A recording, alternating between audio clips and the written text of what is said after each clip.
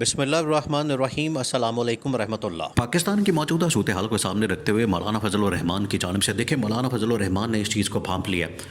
اور مولانا کو اب اس بات کی سمجھ آ گئی ہے جو عمران خان پچھلے تقریباً کوئی 10-15 سال سے یہ بات کر رہے ہیں پاکستان کے متعلق مسلسل۔ آج آخرکار عمران خان کے مخالفین کو بھی یہ بات سمجھ آنا شروع ہو گئی ہے کہ پاکستان اس وقت شدید ترین خطرات سے دوچار ہے اور پاکستان جس دوراہے پر کھڑا ہے، دیکھیں ہمیشہ بات ہوتی ہے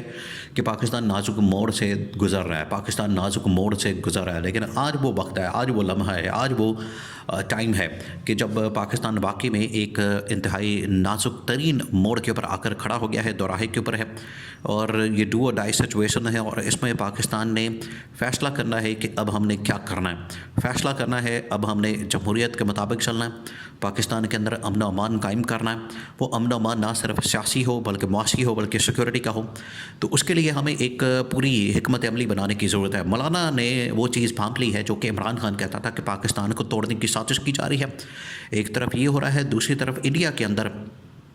دنیا کے تقریباً کوئی 20 ممالک کے انٹیلیجنس کے افسران کو یا ان کی جو ٹاپ لیڈرشپ ہے یا ان کے جو ٹاپ کے لوگ ہوتے ہیں، ان کے سربراہان جو ہوتے ہیں ان کو بلایا گیا اور اس میں پاکستان کو دعوت نہیں دی گئی۔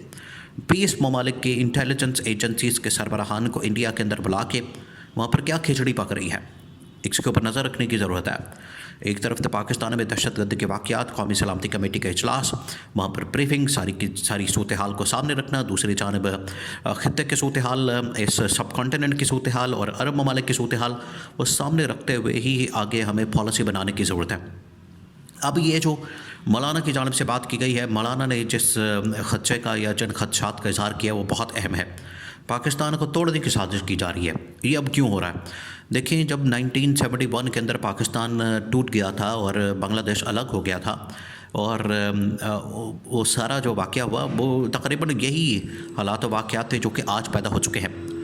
اس میں یہی ہوا تھا کہ بنگلہ دیش کو جو ہے آئسولیٹ کیا گیا، بنگلہ دیش کے اندر جو ہے بغاوت کروائی گئی، انڈیا نے وہاں پر حملے شروع کروا دیے، وہاں پر فوج کو انگیج کیا گیا اور وہاں پر جنگ کی گئی اور آخرکار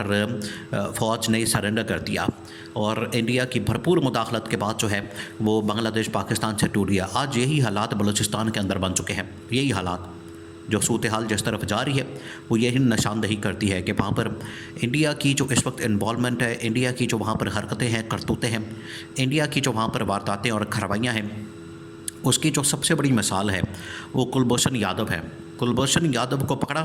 کلبھوشن یادو کا جو میڈیا کا سٹیٹمنٹ ہے، جو اس کا ریکارڈ کے پر سٹیٹمنٹ ریکارڈ کیا گیا ہے، وہ آپ جا کے سن لیں، آپ جا کے دیکھ لیں، وہ آپ کو بتا دے گا کہ کس طریقے سے ایک کوآرڈینیٹڈ قسم کی ایفرٹ کی جاتی ہے، کوآرڈینیٹڈ قسم کی، اور پورے کے پورے بلوچستان کے بیلٹ کو، بلوچستان کے علاقے کو، بلوچستان کے صوبے کو افغان بارڈر کے ساتھ، ایران بارڈر کے ساتھ اور کوسٹ لائن کے ساتھ جو سمندر کے ساتھ ہے، وہ ساری کی ساری بیلٹ، وہ ساری کی ساری جو سرحدیں ہیں وہاں پر انہوں نے پینیٹریشن اور انفلٹریٹ کر کے پاکستان کے اندر پہلے وہ داخل ہوتے ہیں، پھر اس کے بعد بلوچستان، پھر اس کے بعد کراچی، پھر اس کے بعد باقی شہروں میں جاتے ہیں اور کارروائیاں کرتے ہیں۔ کلبھوشن یادو نے سارا کا سارا نیٹ ورک، پوری کی پوری انفارمیشن ریکارڈ کے پر لا کے بیان کی ہے، ریکارڈ کے پر۔ آج وہی ایفرٹ کی جا رہی ہے، وہی سازش کی جا رہی ہے پاکستان کو توڑنے کی۔ مولانا نے اس چیز کو بھانپ لیا اور مولانا نے بھانپتے ہوئے پاکستان کی اسٹیبلشمنٹ، پاکستان کی گورنمنٹ، پاکستان کی حکومت، عوام کو خبردار کر دیا۔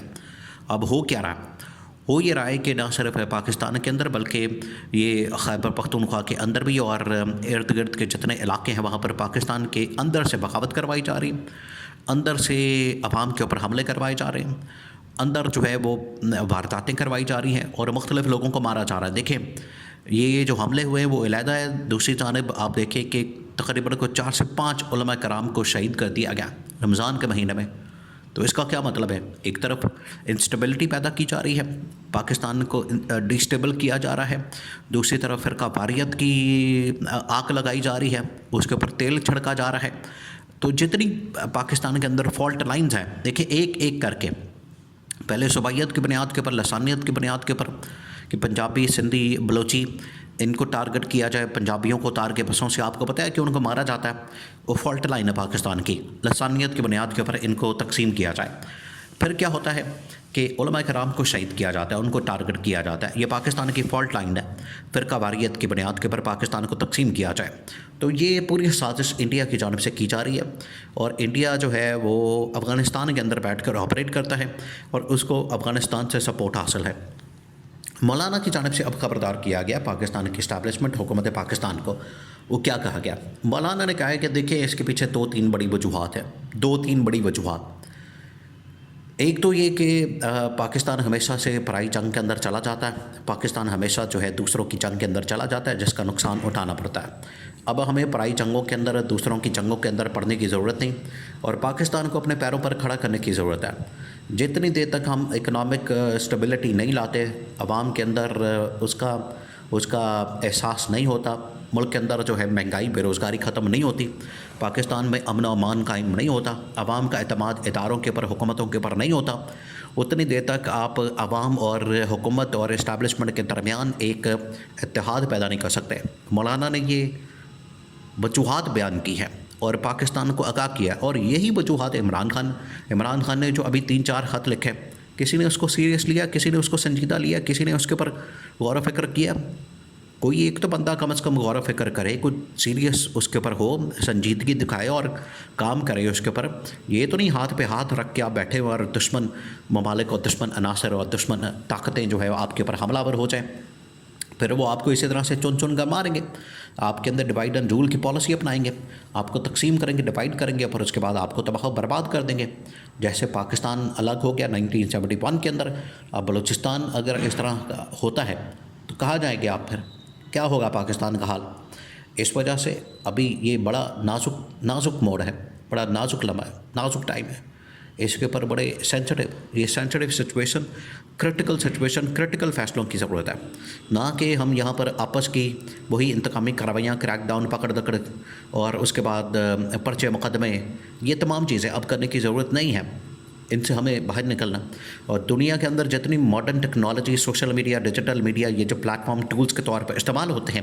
ان کو ہم نے استعمال کرنا ہے۔ یہ ہے اصل دنیا۔ اور انڈیا دیکھے، جب یہ جعفر ایکسپریس کا واقعہ ہوتا ہے، پوری دنیا کے اندر آرٹیفیشل انٹیلیجنس کا استعمال کر کے پاکستان کے خلاف پروپیگنڈا کرتا ہے، اور پاکستان یہاں پر ستو پی کے سارے سوئے ہوئے، کسی کو پتہ ہی نہیں، کسی کو فکر ہی نہیں،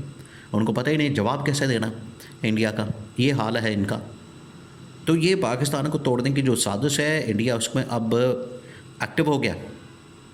بڑے عرصے سے وہ بنا کے بیٹھا ہوا تھا، چپ کر کے بیٹھا ہوا تھا، اب وہ ایکٹیو ہو گیا۔ اب اس کا مقابلہ کرنے کے لیے ہمیں بھی یہاں پر یونٹی، متحد اتحاد کرنے کی ضرورت ہے، تاکہ ہم ہاتھ پہ ہاتھ رکھ کے بیٹھ جائیں۔ دشمن ہمارے بالکل گھروں میں داخل ہو چکا ہے، ملک کے اندر آ چکا ہے۔ اس وجہ سے اس کا مقابلہ کرنے کے لیے عمران خان کی سوچ اور اپروچ کے مطابق آگے بڑھنے کی ضرورت ہے۔